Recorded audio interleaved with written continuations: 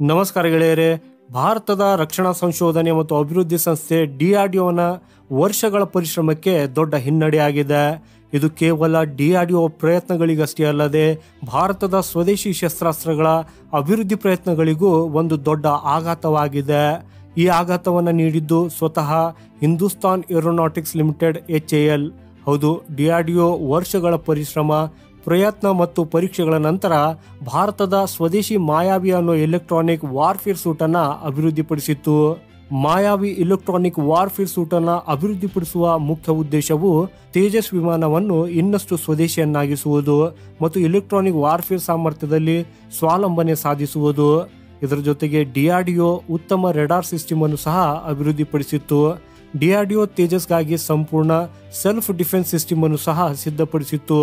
DRDO ತೇಜಸ್ಗಾಗಿ ಬಹಳಷ್ಟು ಸಿದ್ಧತೆಗಳನ್ನು ಕೂಡ ಮಾಡಿತ್ತು. ಆದರೆ ಈಗ HAL DRDOದ ಎಲೆಕ್ಟ್ರಾನಿಕ್ ವಾರ್ಫೇರ್ ಸೂಟ್ ಅನ್ನು ತೆಗೆದುಕೊಳ್ಳಲು ನಿರಾಕರಿಸಿದೆ. ಇದರ ನಂತರ HAL ಮತ್ತು DRDO ನಡುವೆ ಈಗ ಸಂಘರ್ಷ ಉಂಟಾಗಿದೆ. ಯಾಕಂದ್ರೆ HAL ಸ್ವದೇಶಿ ವ್ಯವಸ್ಥೆಯನ್ನು ತಿರಸ್ಕರಿಸಿ ಮತ್ತೊಮ್ಮೆ ಇಸ್ರೇಲಿ ವ್ಯವಸ್ಥೆಯೊಂದಿಗೆ ಮುಂದುವರಿಯುವುದಕ್ಕಾಗಿ ನಿರ್ಧರಿಸಿದೆ. ಸ್ವತಃ ವಾಯುಪಡೆ ಮುಖ್ಯಸ್ಥರು ಕೂಡ HALಗೆ ಚುಚ್ಚುವಂತ ಮಾತುಗಳನ್ನಾಡಿದ್ದಾರೆ. ಆದರೆ ಹಿಂದೂಸ್ತಾನ್ ಏರೋನಾಟಿಕ್ಸ್ ಲಿಮಿಟೆಡ್ ಪದೇ ಪದೇ ತನ್ನದೇ ಆದ ಮನಸ್ಸಿಗೆ ಬಂದಂತೆ ವರ್ತಿಸುತ್ತಿದೆ. HAL ಈಗ DRDOಗೆ ಕಣ್ಣು ತೋರಿಸಲು ಪ್ರಾರಂಭಿಸಿದೆ. HAL ಮತ್ತು DRDO ನಡುವೆ ಇಷ್ಟೊಂದು ಜಗಳ ಮತ್ತು ಉದ್ವಿಗ್ನತೆ ಹೇಗೆ ಉಂಟಾಯಿತು ಅನ್ನೋ ನಿಖರ ಮಾಹಿತಿ ಲಭ್ಯವಿಲ್ಲ.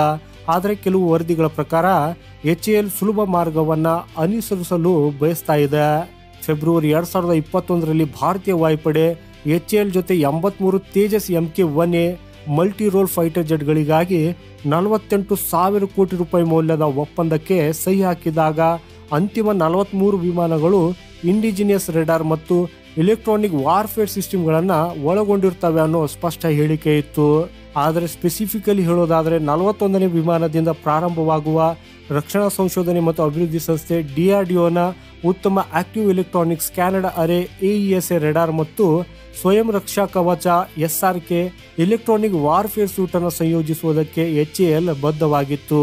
ಆದಾಗ್ಯೂ ಮಾರ್ಚ್ 2025ರಲ್ಲಿ ನಾಟಿಕೆಯ ಹಿಮ್ಮುಖದಲ್ಲಿ HAL ಎಲ್ಲ 83 ವಿಮಾನಗಳಲ್ಲಿ ಇಸ್ರೇಲಿ ELTA ವ್ಯವಸ್ಥೆಗಳನ್ನು ಸ್ಥಾಪಿಸಲು ನಿರ್ಧರಿಸಿತು.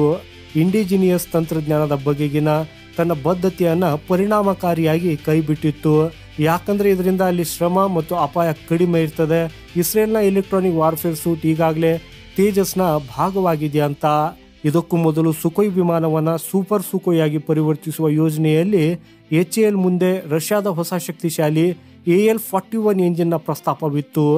ಆದರೆ HAL ಇಲ್ಲಿಯೂ ತನ್ನದೇ ಆದ ಮನಸ್ಸಿಗೆ ಬಂದಂತೆ ವರ್ತಿಸಿತ್ತು ಮತ್ತು ಹೊಸ ಎಂಜಿನ್ನ ಬದಲಿಗೆ ಹಳೆಯ AL-31 ಎಂಜಿನ್ ಅನ್ನ ಖರೀದಿಸುವುದಕ್ಕೆ ನಿರ್ಧರಿಸಿತು. ಯಾಕಂದ್ರೆ HALಗೆ ಹಳೆಯ ಎಂಜಿನ್ನೊಂದಿಗೆ ಕೆಲಸ ಮಾಡುವ ಅಭ್ಯಾಸವಿದೆ. ಆದರೆ ಹೊಸ ಎಂಜಿನ್ನೊಂದಿಗೆ ಹೊಸ ಶ್ರಮ ಮತ್ತು ಹೊಸ ಸವಾಲುಗಳು ಇರ್ತಾ ಇದ್ದವು. ಹೊಸ ಸವಾಲುಗಳಿಂದ ಪಾರಾಗಲು HAL ಹಳೆಯ ಎಂಜಿನ್ನೊಂದಿಗೆ ಮುಂದುವರಿಯಲು ನಿರ್ಧರಿಸಿತು. ರಕ್ಷಣಾ ಸಚಿವಾಲಯ ಮತ್ತು ವಾಯುಪಡೆ ಮುಖ್ಯಸ್ಥರು HALಗೆ ತೀವ್ರ ತರಾಟೆಗೆ ತೆಗೆದುಕೊಂಡ್ರು ಹಾಗೂ HAL ಏರ್ ಇಂಡಿಯಾದಂತೆಯೇ ಸುಧಾರಿಸಲು ಬಯಸ್ತಾ ಇಲ್ಲ. ಗೆಳೆಯರೇ, ರಾಫೆಲ್ ಯುದ್ಧ ವಿಮಾನಗಳಲ್ಲಿಯೂ ಉತ್ತಮ ರೆಡಾರ್ ಸಿಸ್ಟಮ್ ಅನ್ನು ಅಳವಡಿಸುವುದಕ್ಕಾಗಿ ಭಾರತ ಪ್ರಯತ್ನಿಸುತ್ತಿದೆ. ಆದರೆ HAL ತನ್ನ ಅನುಕೂಲಕ್ಕಾಗಿ ಮತ್ತು ಲಾಭಕ್ಕಾಗಿ ತೇಜಸ್ ಯುದ್ಧ ವಿಮಾನದಲ್ಲಿಯೂ ಉತ್ತಮ ರೆಡಾರ್ ವ್ಯವಸ್ಥೆಯನ್ನ ಅಳವಡಿಸುವುದರಿಂದ ಹಿಂದು ಮುಂದೆ ನೋಡ್ತಾ ಇದೆ. ಎಕ್ಸ್ಪರ್ಟ್ ಪ್ರಕಾರ ಈಗ ಸರ್ಕಾರವು HAL ವಿರುದ್ಧ ಕಠಿಣ ಕ್ರಮ ಕೈಗೊಳ್ಳಬೇಕು. HAL ಭಾರತದಲ್ಲಿ ಯುದ್ಧ ವಿಮಾನಗಳನ್ನು ತಯಾರಿಸುವ ಏಕೈಕ ಕಂಪನಿಯಾಗಿರುವುದರಿಂದ ಅದಕ್ಕೆ ಈ ರೀತಿಯ ಸ್ವೇಚ್ಛಾರಕ್ಕೆ ಅವಕಾಶ ನೀಡಬಾರದು. ಈಗ ಸರ್ಕಾರವು ಯುದ್ಧ ವಿಮಾನಗಳ ಕ್ಷೇತ್ರದಲ್ಲಿ ಖಾಸಗಿ ಕಂಪನಿಗಳ ಭಾಗವಹಿಸಿಕೆಯನ್ನ ವೇಗವಾಗಿ ಹೆಚ್ಚಿಸಬೇಕು. ಸೊ ಗೆಳೆಯರೇ, ಮಾಹಿತಿ ಇಷ್ಟವಾದರೆ ವಿಡಿಯೋನ ಲೈಕ್ ಮಾಡುತ್ತಾ ಕಮೆಂಟಲ್ಲಿ ನಿಮ್ಮ ಅಭಿಪ್ರಾಯವನ್ನು ತಿಳಿಸಿ. ಸಿಗೋಣ ಮುಂದಿನ ಮತ್ತೊಂದು ಅಪ್ಡೇಟ್ ಒಂದಿಗೆ. ವಂದೇ ಮಾತರಂ. ಭಾರತ್ ಮಾತಾ ಕಿ ಜೈ.